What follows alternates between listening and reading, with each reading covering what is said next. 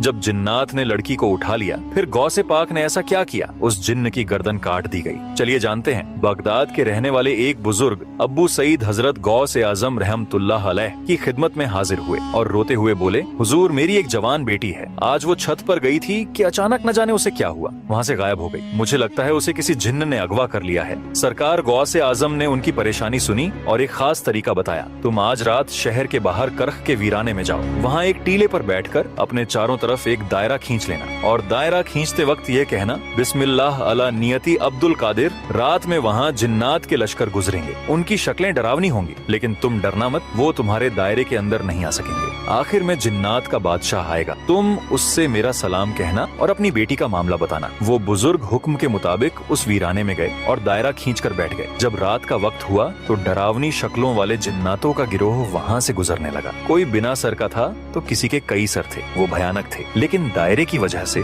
कोई भी उस बुजुर्ग के पास नहीं आ सका। फिर कुछ देर बाद जिन्नात का बादशाह, जिसका नाम मीरस बताया जाता है, अपनी भारी लश्कर के साथ आया। बादशाह ने दायरे के बाहर रुककर उस बुजुर्ग से पूछा, ए इंसान तू कौन है? बुजुर्ग, मैं गौसे आजम का भेजा हुआ हूँ। गौसे पाक का नाम सुनते ही बादशाह ने सर झुका लिया और अदब से बुजुर्ग के सामने बैठ गया। उसके साथ पूरा लश्कर भी अदब से खड़ा हो गया और बोला, सरकार का क्या हुक्म है? बुजुर्ग बोले, मेरी बेटी को किसी जिन्न ने छत से अगवा कर लिया है। सरकार ने फरमाया है कि मेरी बेटी मुझे वापस दिला दी जाए। जिन्नात के बादशाह ने तुरंत अपने लश्कर में ऐलान करवाया, किसने इस शख्स की बेटी को उठाया है। थोड़ी ही देर में एक जिन्न को पकड़कर लाया गया। वो एक चीनी जिन्न था और उसके पास ही वो लड़की थी। बादशाह को बहुत गुस्सा आया। उसने उस जिन्न से पूछा, तुझे पता नहीं कि यह बगदाद है और यहाँ गौसे आजम की हुकूमत चलती है, तूने यह जुर्रत कैसे की?